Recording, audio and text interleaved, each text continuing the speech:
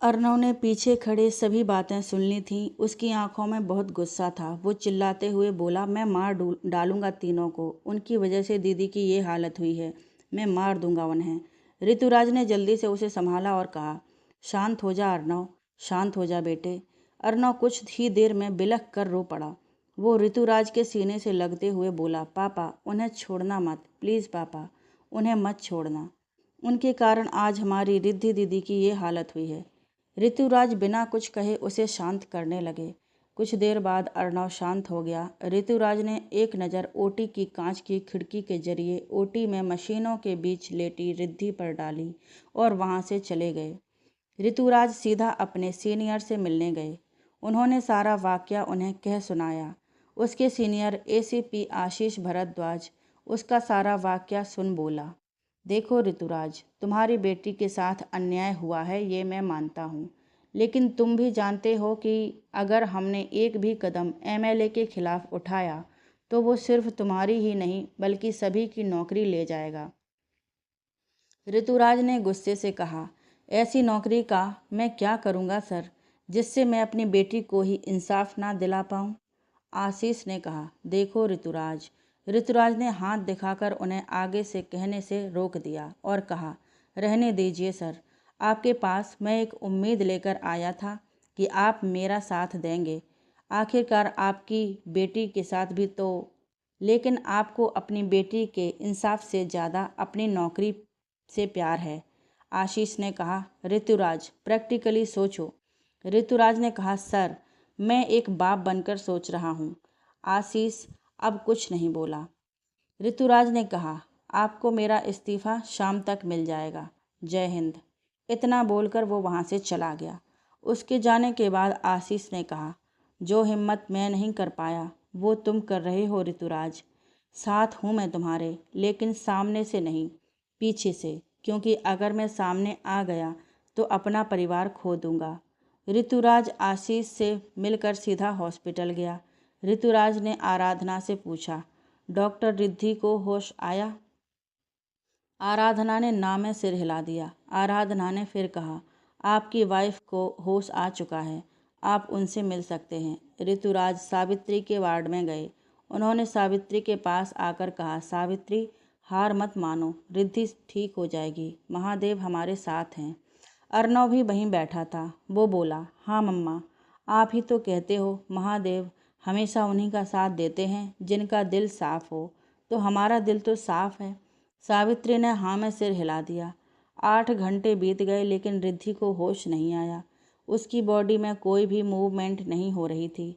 सभी डॉक्टर्स को अब यही लग रहा था कि वो कोमा में चली जाएगी। सावित्री और ऋतुराज भी हार मानने की कगार पर थे, लेकिन अर्नव नहीं। अर्नव को अपने शिव भगवान पर पूरा भरोसा था।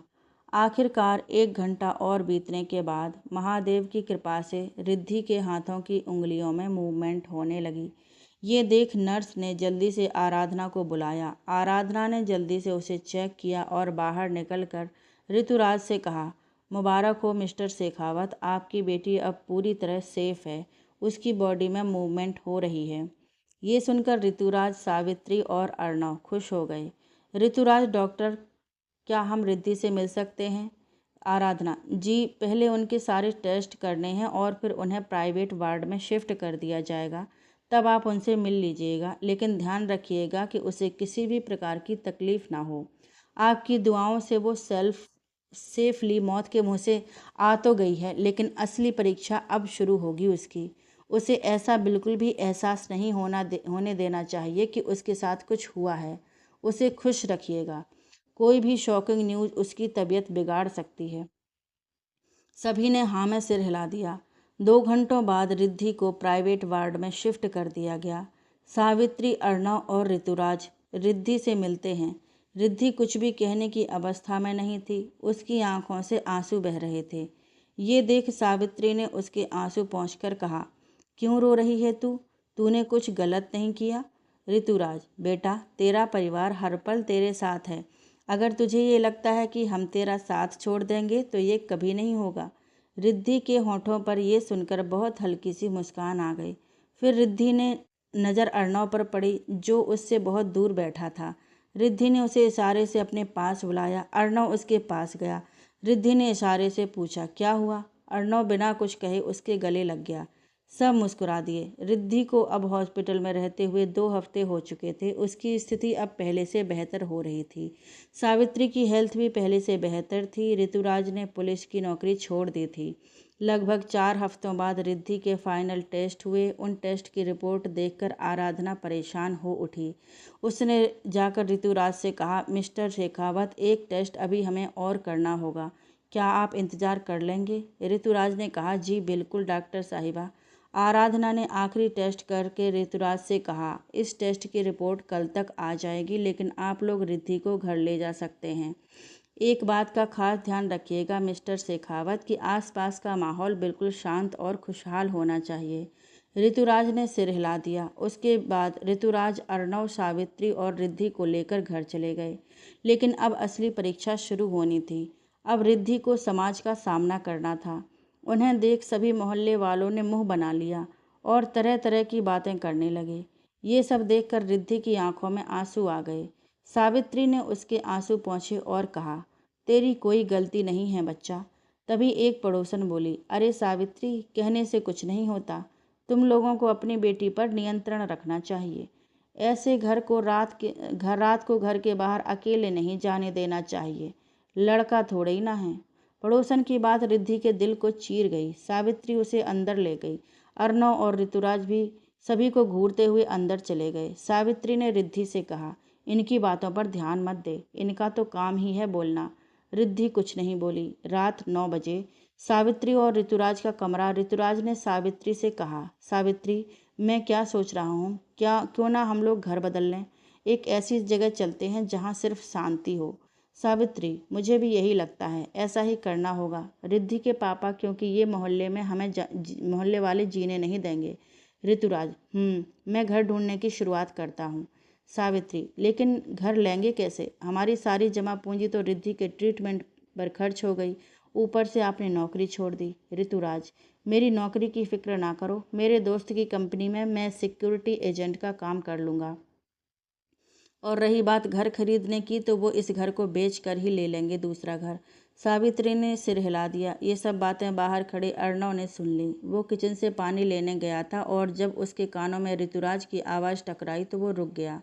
वो उदासी से अपने कमरे की तरफ बढ़ गया। उसके कमरे से पहले रिद्धि का कमरा आता था। उसने एक नज़र खिड़की से रिद्धि के कमरे में डाली, जहाँ रिद्धि लाइट बंद करके घुटनों पर सिर रख रो रही थी। अर्णव तेजी से अपने कमरे की तरफ बढ़ गया। उसकी आंखों में आंसू आ गए। उसने उस दिन ठान ली कि वो अपनी बहन को इंसाफ दिला के रहेगा। 2 हफ्तों बाद उन्होंने अपना घर बेच दिया और नए घर में शिफ्ट हो गए। ये घर शहर से कुछ दूरी पर था। आसपास एक भी घर नहीं था। ये वही घर जहाँ अर्णव अभी गया था। उन्होंने इस घर का नाम सावित्री भवन रखा। धीरे धीरे रिद्धि अब इस ट्रॉमा से बाहर आ चुकी थी, लेकिन एक और खबर उनका इंतजार कर रही थी। आज आराधना उनके घर आई थी। आराधना ने ऋतुराज से कहा, मिस्टर शेखावत, आपसे एक बात करनी थी, इसी कारण यहाँ आई हूँ। ऋतुराज ने कहा, कहिए डॉक्टर साहिबा। आराधना ने एक गहरी सांस ली और फिर कहा, रिद्धि माँ बनने वाली है। ये सुनकर वहाँ बैठे सभी के लोगों के पैरों तले से जमीन खिसक गई। आराधना ने आगे कहा, अगर आप कहें तो। तभी सावित्री बोली, कोई ज़रूरत नहीं है। इस पाप में उस नन्ही सी जान का क्या कसूर, जो इस दुनिया पर आई ही नहीं है। ऋतुराज ने भी कहा, बिल्कुल, इसी बहाने हमारे घर में बच्चे किलकारी सुनाई देगी। उन लोगों ने पाप किया सो किया, लेकिन हम इतना बड़ा पाप नहीं कर सकते। एक नन्ही सी जान को नहीं मार सकते। आराधना, ऐसा परिवार बहुत ही कम देखने को मिलता है मिस्टर शेखावत, जहां अगर किसी लड़की के साथ ऐसा कुछ हो भी जाए तो उसे इतना बेइज्जत कर दिया जाता है और अंत में उसे अपनी जान देनी ही पड़ती है। वहीं आप लोग उसका बच्चा भी अपनाने को तैयार हैं। सावित्री, अगर परिवार साथ नहीं देगा तो क्या ये समाज साथ देगा डॉक्टर साहिबा? आराधना ने कुछ नहीं कहा और वो चली गई। रिद्धि इस वक्त अपने आप को सबसे ज़्यादा सौभाग्यशाली समझ रही थी। वो ऐसे परिवार को पाकर बहुत खुश थी। धीरे धीरे दिन बीतने लगे। घर में सब खुश थे। 9 महीनों बाद हॉस्पिटल में आज रिद्धि एक बेटी को जन्म देने वाली थी। सब बाहर इंतजार कर रहे थे। सब बहुत चिंतित थे। कुछ देर बाद डॉक्टर निकली और बोली, मुबारक हो, बेटी हुई है। ये सुनकर सब खुश हो गए। उन्होंने बेटी का नाम सिया रखा। सिया 4 महीनों की हो गई थी। अर्णव उसे बहुत सबसे ज़्यादा दुलारता था। आज सब बहुत खुश थे क्योंकि आज सावित्री और ऋतुराज की शादी की सालगिरह थी। अर्णव सिया को लेकर बाहर उनके लिए गिफ्ट लेने चला गया। शाम को जब वो घर पर आया तो उसने बेल बजाने पर किसी ने दरवाज़ा नहीं खोला। एक चाबी अर्णव के पास भी थी तो उसने उसी से दरवाज़ा खोला। घर की लाइट बंद थी। अर्णव ने जैसे ही स्विच ऑन किया वैसे ही एक धमाका हुआ और आग लग गई। अर्णव जल्दी सिया को लेकर घर से बाहर निकला। सिया बेहोश हो चुकी थी। अर्णव को कुछ समझ नहीं आ रहा था कि वो क्या करे। शाम के वक्त उस तरफ कोई आता भी नहीं जिससे कि वो किसी से मदद मांग सके। अर्णव बस माँ, पापा और दी कहता रह गया। अचानक बारिश शुरू हो गई। बारिश से घर में लग रही आग बुझ गई। अर्णव ये देख सिया को गोद में उठाए जल्दी से अंदर गया। अंदर वो सीधा सावित्री और ऋतुराज के कमरे में गया। वहाँ का दृश्य देख वो चिल्ला पड़ा, माँ, दीदी, पापा। सामने सावित्री, ऋतुराज और रिद्धि ने पंखे से लटककर अपने आप को फांसी दे दी थी। सिया अर्णव को कंधे से झकझोरती है। अर्णव अपने होश में आता है। सिया बोली, मामू, कितनी देर से जगा रही हूँ, आप जाग ही नहीं रहे। अर्णव आसपास नज़रें घुमाता है और देखता है कि बाहर सूरज निकल चुका है। उसे फिर एहसास होता है कि वो इस वक्त अपने अतीत में इतना खो चुका था कि उसे ध्यान ही नहीं रहा कि सुबह हो गई है। उसने सिया से प्यार से कहा, सॉरी बच्चा। सिया बस मुस्कुरा दी और फिर बोली, मामू, मुझे ना यहाँ की टॉय ट्रेन पर राइड लेनी है। जब मेरी फ्रेंड साक्षी गई थी ना तब उसने बताया था, बहुत मज़ा आता है। अर्णव मुस्कुरा दिया और बोला, ठीक है बेबी डॉल। सिया फिर बोली, मामू, क्या हम एंजल को भी साथ ले जाएं? अर्णव को तभी याद आया कि आज आद्रिका का एग्ज़ाम है। उसने सिया से कहा, सिया, आज उनका एग्ज़ाम है। ये सुनकर सिया बोली, ठीक है, जब वो एग्ज़ाम दे देंगी हम तब चलेंगे। अर्णव बस मुस्कुरा दिया। फिर सिया नहाने चली गई। अर्णव शंकर के कमरे में गया और उससे बोला, मैं आद्रिका के घर जा रहा हूँ, तू सिया का ख्याल रखना।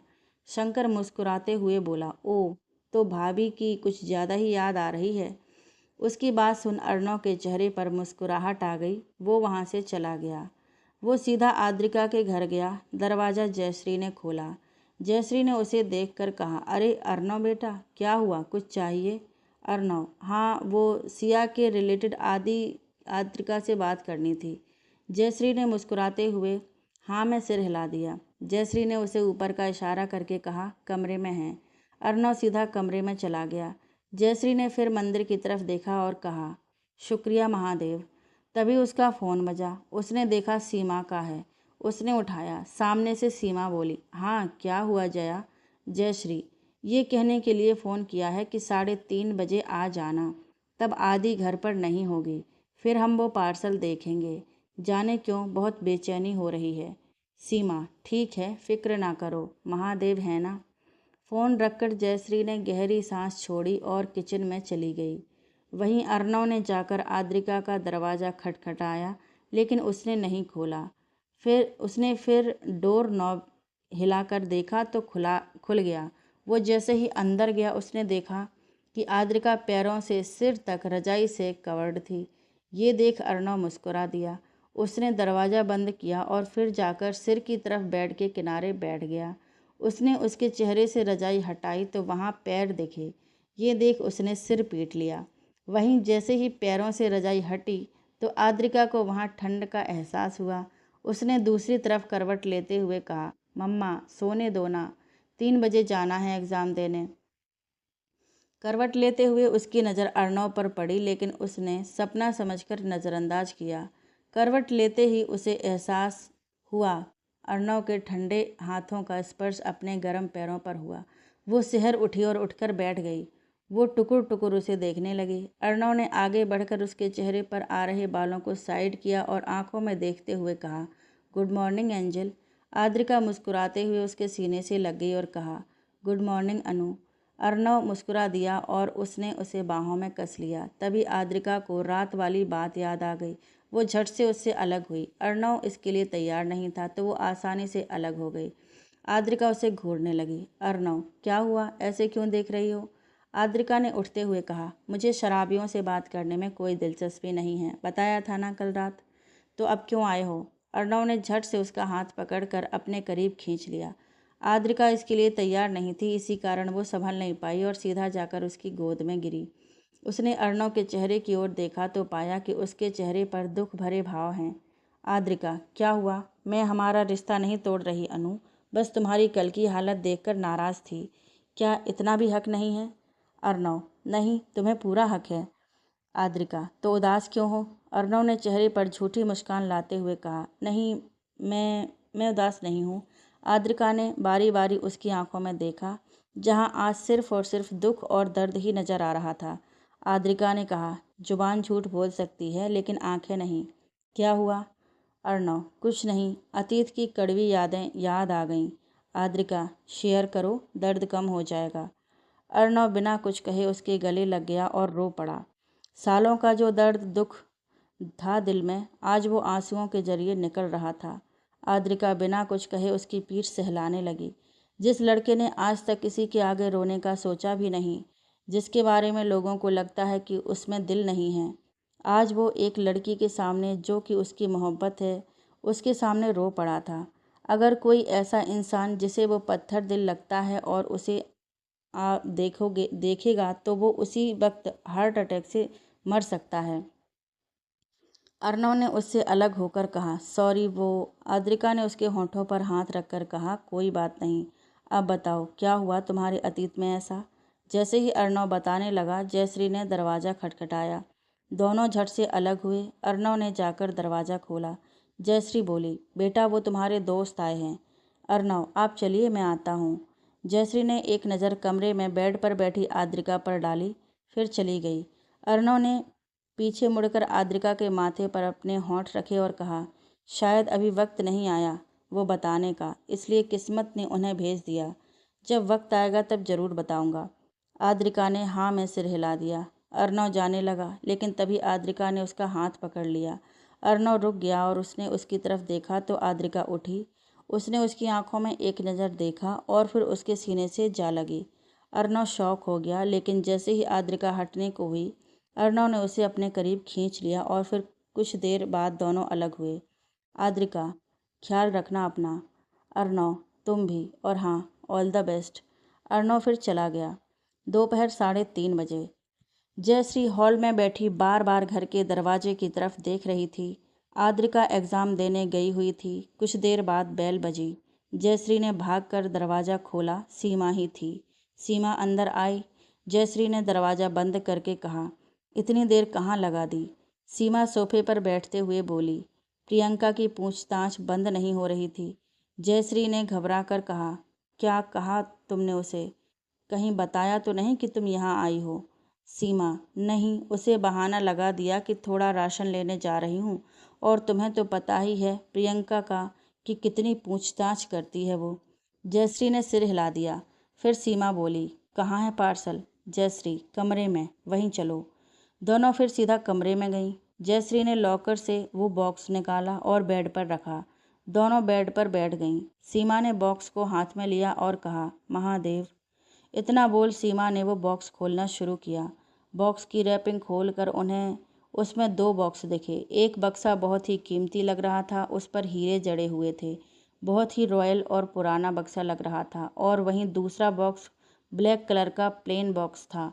हीरे जड़े बॉक्स को देखकर जयश्री की आंखें बड़ी हो गईं। जयश्री, सीमा, ये बक्सा मुझे मुझे राजा साहब ने दिया था जब जब मैं माँ बनने वाली थी। उन्हें पूरा भरोसा था कि बेटी ही होगी, और उन्होंने कहा था कि ये बक्सा होने वाली राजकुमारी को दिया जाएगा। लेकिन वहाँ से आने वक्त तो मैं ये बक्सा वहीं छोड़कर आई थी, क्योंकि मैं नहीं चाहती थी कि कोई भी याद मेरे साथ वहाँ से आए। ये सुनकर सीमा की आंखें बड़ी हो गईं। उसने वो बक्सा खोला। उसमें एक राजसी हार था सोने का, जो कि बेशकीमती हीरों से जड़ा था। इतना खूबसूरत हार देख सीमा हैरान रह गई। जयश्री ने वो हार अपने हाथों में लिया और कहा, ये हार उदयपुर की होने वाली राजकुमारी को मिलना है, यानी कि आदि। सीमा ने कहा, लेकिन उसने ये हार क्यों भेजा है? जयश्री भी सोचने लगी।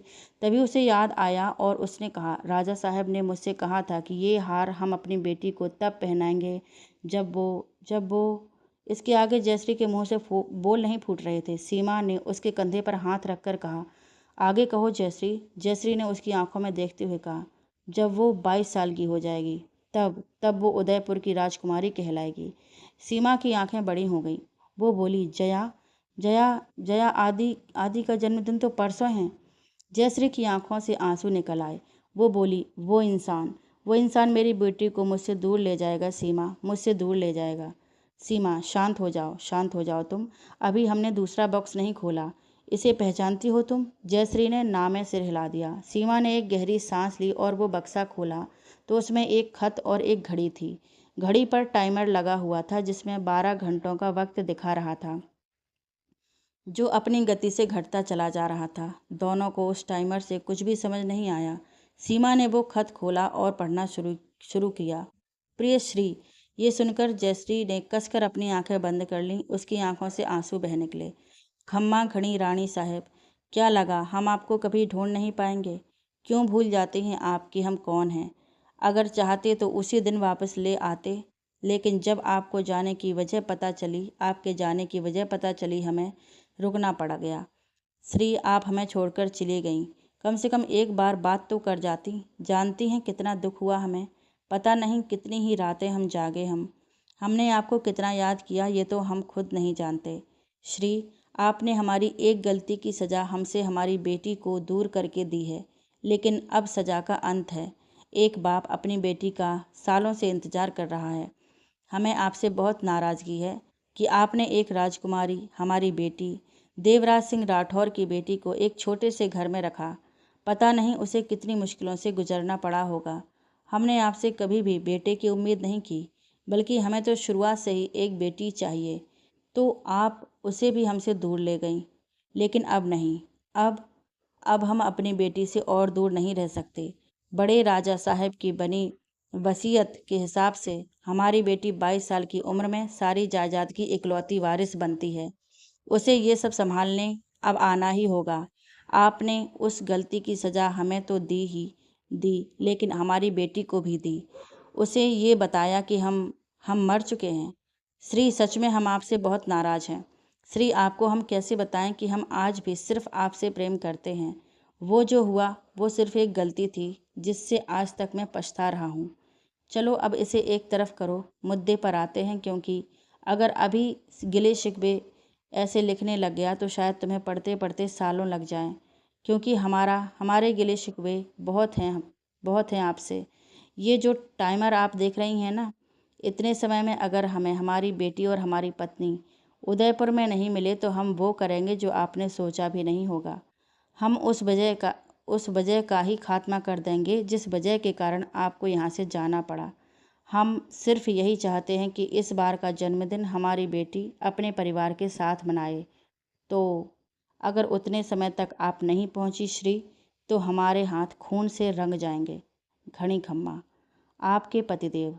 पूरा खत सुनकर जयश्री की आंखों में बेहिसाब गुस्सा और दर्द था। जो सालों का दर्द और गुस्सा अंदर दफन था वो शायद अब बाहर आने वाला था। कुछ देर बाद जयश्री शांत हो गई। सीमा ने जयश्री से कहा, अब क्या करने का इरादा है जया? जयश्री, कुछ समझ नहीं आ रहा है सीमा। मैं नहीं जाना चाहती वापस वहाँ, लेकिन मैं किसी का अपनी वजह से खून भी नहीं होना देना चाहती। क्या करूँ? सीमा, अगर तुम उदयपुर चली भी गई तो आदि के सवालों के क्या जवाब दोगी? जयश्री ने सिर पकड़ते हुए कहा, पता नहीं। इतनी मुश्किल से उन यादों से बाहर आई हूँ और अब वापस वहाँ जाना होगा। सीमा, जया देख, तू जो भी फैसला लेगी मैं तेरे साथ हूँ, लेकिन मेरी एक राय मान। एक बारी वहाँ जा और राजा साहब को अपनी सफाई देने का मौका दे। क्या पता ऐसा कुछ हो जो तुम्हें ना पता हो। क्या पता जिस बात का गुस्सा और दर्द तुम इतने सालों से अपने अंदर दबाए बैठी हो वो बेवजह हो, और सबसे बड़ी बात, वो सिर्फ तुम्हारे कारण किसी का खून कर देगा। जयश्री, सही कह रही हो, मुझे वहाँ जाना ही होगा, वरना किसी के खून का तो पता नहीं, लेकिन अगर उसने मुझसे आदि को किसी और तरीके से छीनने की कोशिश की तो मैं क्या करूँगी? सीमा, सही कहा तुमने। अभी तो फिर भी वो तुम्हें उसके साथ बुला रहा है, तुम्हें वहाँ जाना चाहिए। जयश्री को समझाकर कुछ देर बाद सीमा वहाँ से निकल गई। उसने घर के बाहर आकर चारों तरफ नजरें दौड़ाईं और कॉलोनी के बाहर पार्क की झाड़ियों के पीछे चली गई। वहाँ अजय सिंह था। सीमा ने अजय सिंह से कहा, वो उदयपुर जाने के लिए तैयार है, अब प्लीज़ मेरी बेटी को छोड़ दो। अजय सिंह ने पहले किसी को फ़ोन लगाकर कहा, खम्मा खड़ी राजा साहब, रानी साहब आने के लिए मान गई हैं। क्या अब उनकी दोस्त की बेटी को आज़ाद कर दें? सामने से कुछ कहा गया और अजय सिंह ने जी कहकर फ़ोन काट दिया। उसने फिर सीमा से कहा, आप घर पहुंचिए, आपकी बेटी पहुंच जाएगी। सीमा सिर हिलाकर चली गई। उसने मन ही मन कहा, जया मुझे माफ़ कर देना। वहीं दूसरी तरफ जयश्री एक कश्मकश में बैठी हुई थी। उसने खुद से कहा, आदि को क्या बताऊंगी? हे महादेव, आपने मुझे अब ये कैसी परिस्थिति में लाकर खड़ा कर दिया है। जाना तो मुझे होगा ही। वक्त भी सिर्फ 12 घंटों का बचा है, जिसमें से 1 घंटा तो निकलने ही वाला है। जयश्री सिर पकड़कर बैठ गई। शाम 7:30 बजे आद्रिका घर पहुंची। वो सीधा जयश्री के कमरे में गई, जहां जयश्री कपड़े पैक कर रही थी। उसे ये करते देख आद्रिका ने कहा, माँ हम कहीं जा रहे हैं। आद्रिका की आवाज़ सुन जयश्री ने उसकी तरफ देखा और पूछा, एग्ज़ाम कैसा हुआ? आद्रिका, अच्छा हुआ। आप बताओ कहाँ जाने का प्लान बन रहा है? जयश्री, मेरी गुड़िया का जन्मदिन आ रहा है तो सोचा कहीं बाहर मनाया जाए, इसलिए हम दोनों उदयपुर जा रहे हैं। और मैं तेरी कोई ना नुकर बर्दाश्त नहीं करूँगी। हमारी रात 10 बजे की फ़्लाइट है। आद्रिका ने हैरानी से कहा, माँ ऐसे अचानक? जयश्री ने उसे टोकते हुए कहा, पैकिंग करो जाकर। अब आद्रिका ने देखा कि जयश्री उसकी बात नहीं सुनेगी, तो वो वहाँ से चली गई। अपने कमरे में आकर उसने अपना बैग सोफे पर पटका। उसने अपना फ़ोन लिया और किसी को फ़ोन लगाकर कहा, अभी आकर मिलो। कुछ देर बाद आद्रिका के फ़ोन पर मैसेज आया। मैसेज पढ़कर वो धीरे धीरे नीचे गई। उसने जाकर घर का दरवाज़ा खोला तो सामने अर्णव था। उसने अर्णव को चुप रहने का और ऊपर जाने का इशारा किया। अर्णव ऊपर चला गया। आद्रिका किचन में गई। उसने 2 गिलास में जूस डाला और ले गई। कमरे में आकर उसने जूस का गिलास अर्णव की तरफ बढ़ाया। अर्णव ने गिलास ले लिया और कहा, अचानक बुलाया, क्या हुआ? आद्रिका, मुझे कुछ दिनों के लिए उदयपुर जाना होगा। उदयपुर राठौर पैलेस। एकदम शाही महल था राठौर पैलेस। पैलेस के अंदर एक औरत सब पर चिल्ला रही थी, अरे ढंग से लगाओ फूल, ये मेरी बच्ची के पसंदीदा फूल हैं। हाँ अच्छे से, वहाँ भी मेरी बच्ची का जन्मदिन है, कोई भी कमी नहीं रहनी चाहिए। एक नौकरानी बोली, कोई कमी नहीं रहेगी रानी साहब। वो औरत बस मुस्कुरा दी। ये थी काव्या।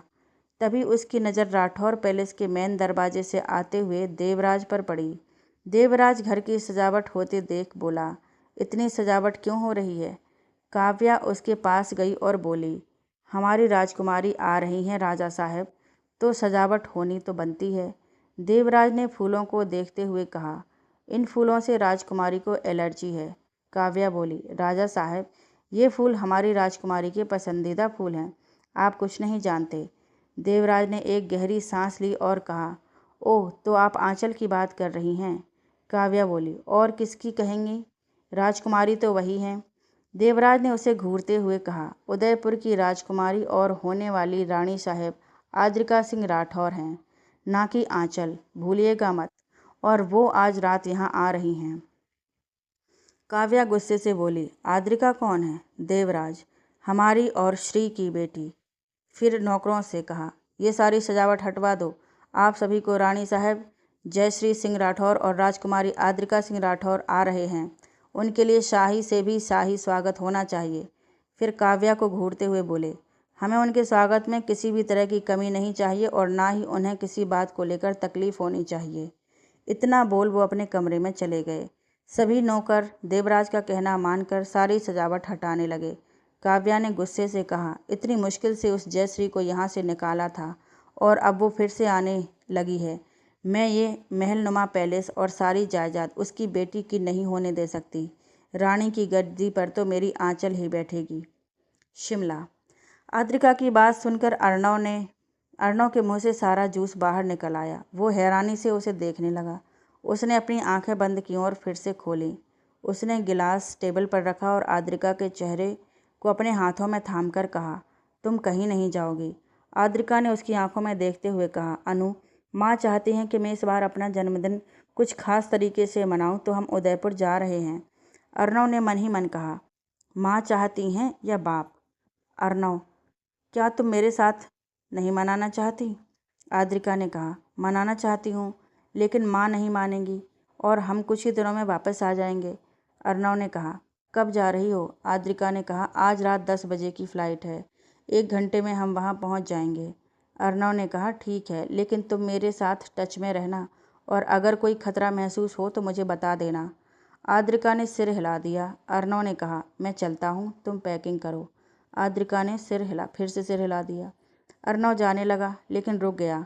वो आद्रिका की तरफ मुड़ा। उसने आद्रिका का चेहरा फिर से अपने हाथों में भरा और उसके बाद अर्णव पूरी शिद्दत से आद्रिका का माथा चूम लेता है और उसके माथे से माथा टिकाकर बोलता है, मुझे रोज़ कॉल करोगी?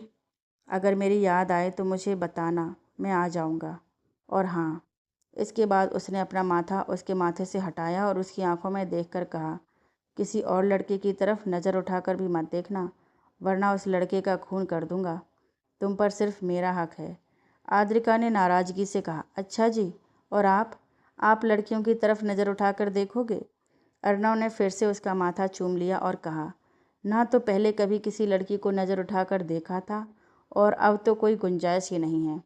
अर्णव फिर शांत हो गया। आद्रिका मुस्कुराते हुए उसे देखने लगी। फिर अर्णव ने कहा, इस समुंदर में डूबने का हक सिर्फ तुम्हें है। आद्रिका ने मुस्कुराते हुए कहा, और इस पर्वत की ऊंचाई को छूने का हक सिर्फ तुम्हें है। अर्णव, अपना ख्याल रखना। आद्रिका सिर हिला देती है। जैसे ही अर्णव जाने लगता है, आद्रिका उसका हाथ पकड़ लेती है। अर्णव उसकी तरफ मुड़ता है। आद्रिका की आंखों में हल्की नमी थी। ये देख अर्णव ने झट से उसका चेहरा हाथों में भर लिया और कहा, क्या हुआ? आद्रिका की आंखों से आंसू टपक गया और वो बोली, पता नहीं क्यों, लेकिन बहुत ही घबराहट हो रही है। ऐसा लग रहा है जैसे हम वापस मिल नहीं पाएंगे। अर्णव ने उसके होठों पर अपनी उंगली रखी और कहा, श्श, ऐसा नहीं कहते, अब हम एक हैं। आद्रिका सिर हिला देती है। फिर अर्णव वहाँ से निकल जाता है।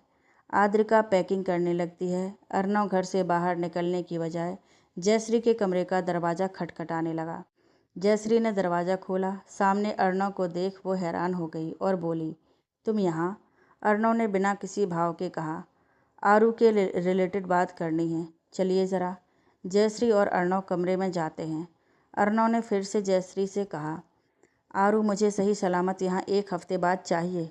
जयश्री ने असमंजस में कहा, क्या कहना चाहते हो? अर्णव ने कहा, आरू की सच्चाई से अवगत हूँ मैं।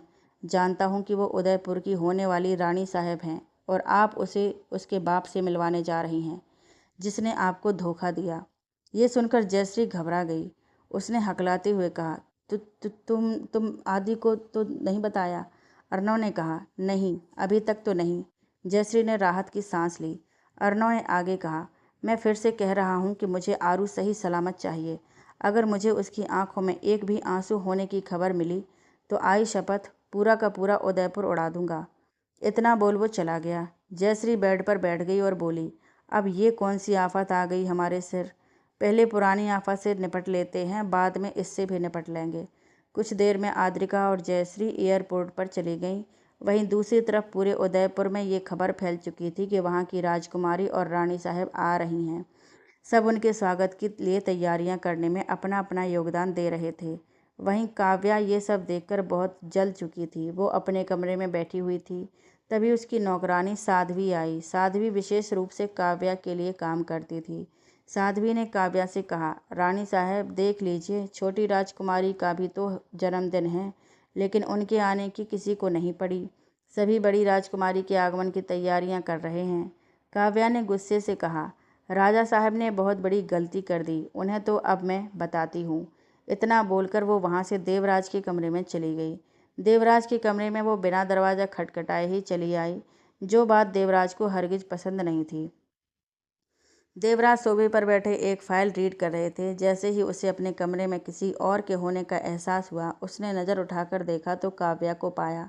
काव्या को देखकर देवराज गुस्से से बोला, बिना हमारी इजाज़त के आपने यहाँ आने की हिमाकत भी कैसे की? काव्या ने उसकी बात को नज़रअंदाज करके कहा, जयश्री और उसकी वो बेटी यहाँ नहीं रहेंगे, ये हमारा फैसला है।